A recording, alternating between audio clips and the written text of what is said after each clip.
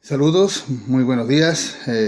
Un nuevo día, también con ello también una nueva oportunidad de una enseñanza, de una palabra que traiga a nuestras vidas una manera de cómo enfocar nuestra vida diaria.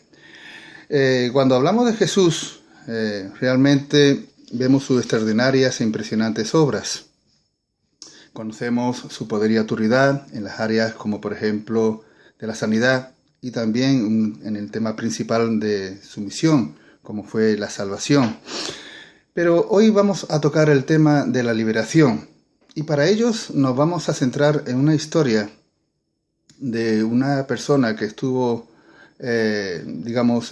poseída por espíritus inmundos.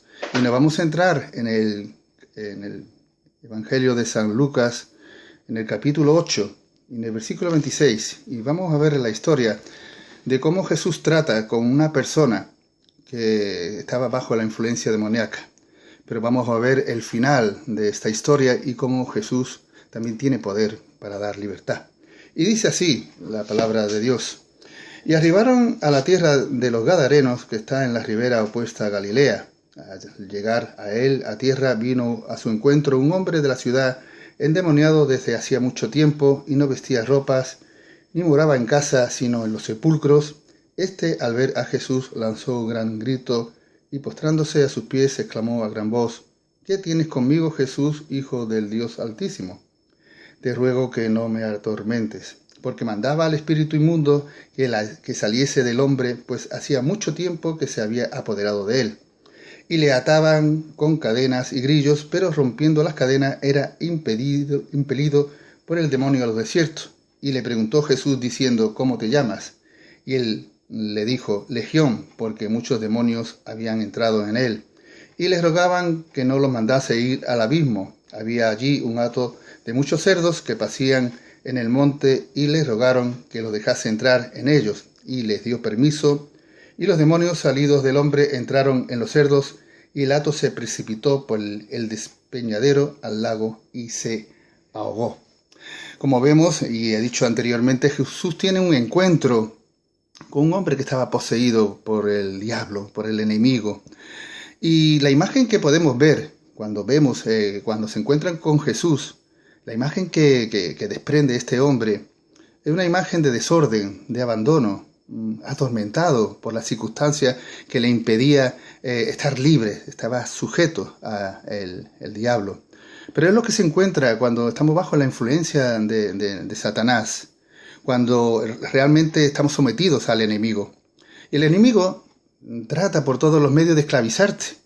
Quiere que te encuentres en una situación de desesperación, de abandono. Y realmente Él te ofrece, y de alguna manera nos ofrece esas cosas para que nosotros estemos entretenidos, sobre todo la droga, el alcohol, el sexo, etcétera. Medios que son desagradables para Dios. Él te empuja, tentándote, con la intención de que te alejes de Dios, dejándote a ti mismo que por tus medios tú puedas elegir tus propias decisiones, lo que te apetece, lo que tú anhelas, él con tal de que no tengas esa comunión cercana a Dios. Tenemos dos ejemplos y nos vamos a situar en el libro de Génesis, en el capítulo 3, y vamos a ver la diferencia que hay en la tentación con Eva y Adán, juntamente con Jesús. Y dice el capítulo 3 de Génesis: Pero la serpiente era astuta más que todos los animales del campo que Jehová Dios había hecho, la cual dijo a la mujer: ¿Con qué Dios os ha dicho no comáis de todo árbol del huerto? Y la mujer respondió a la serpiente: Del fruto de los árboles del huerto podemos comer, pero del fruto del árbol que está en medio del huerto, dijo Dios, no comeréis de él ni lo tocaréis para que no muráis.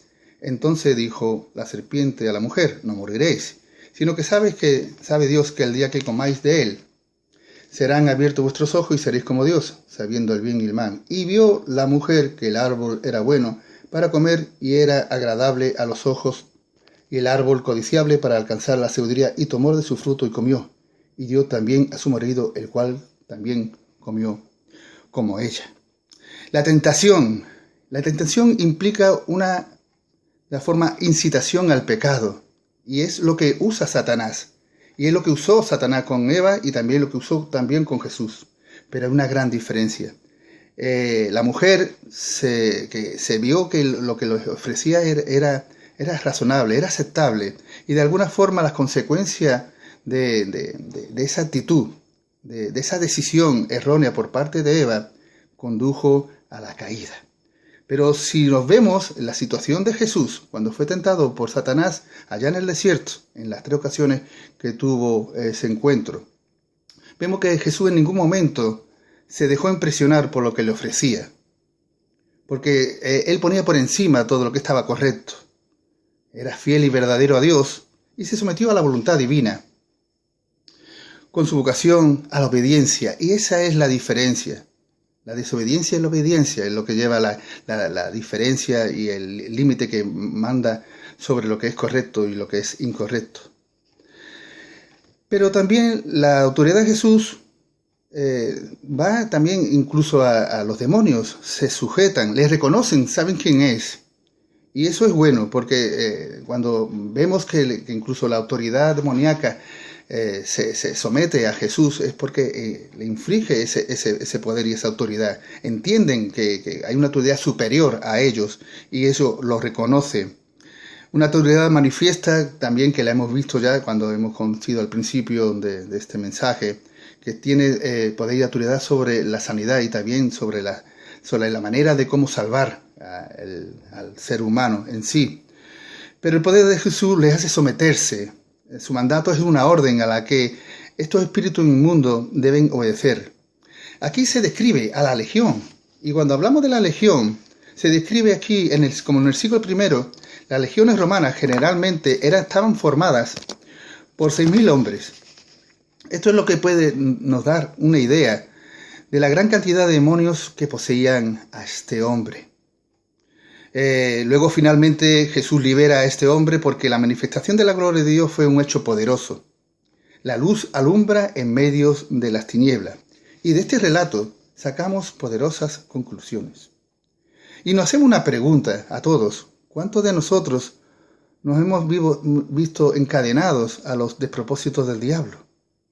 Por eso Jesús vino a liberarnos de las artimañas del diablo. Él rompe las cadenas de opresión a los que estábamos andados sujetos a él, al enemigo, tristes, abatidos, afligidos, angustiados. Todos esos síntomas son los que estábamos viviendo cuando estábamos apartados de la luz de Cristo, cuando estábamos a merced en las manos del diablo.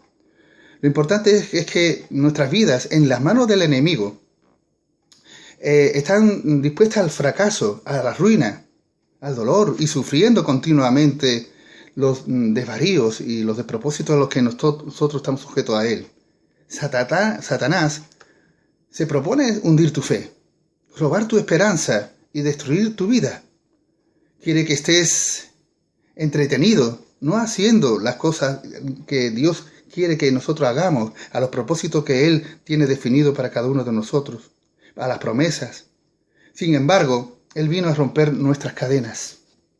Vino a deshacer nuestros prejuicios, esos juicios que nosotros sobre críticas, sobre condenas, murmuraciones o señalizaciones.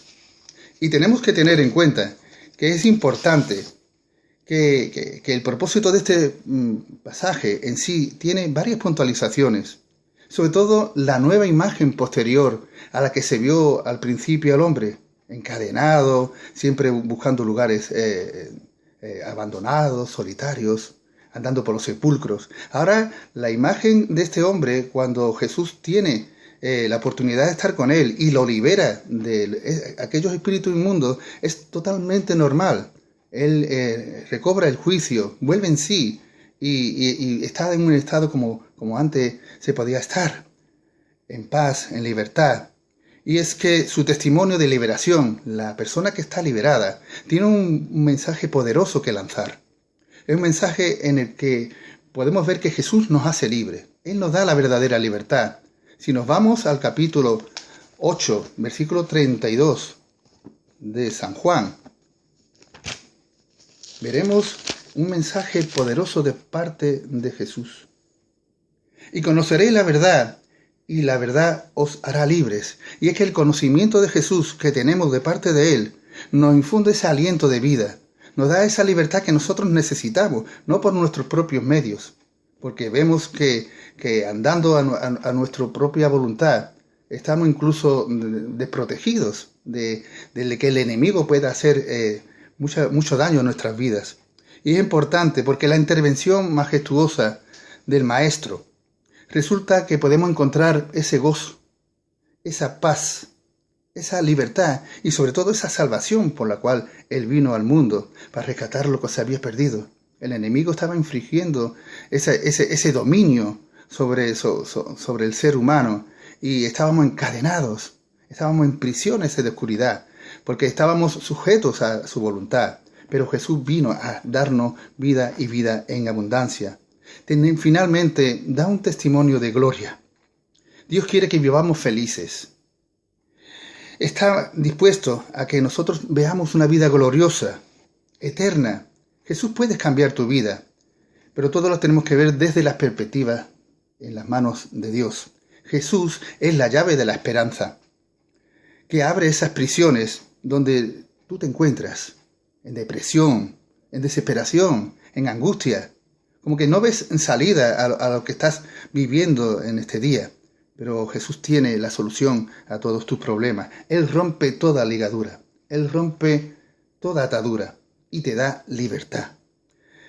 Así que en este día, tú que te encuentras angustiado por la situación que estás viviendo diariamente, es un mensaje para que tú te acerques a Jesús, para que vivas en la libertad que Cristo te da, que solamente Él puede dar esa libertad que tú necesitas, porque lo demostró, dando sanidad, dando libertad y salvación.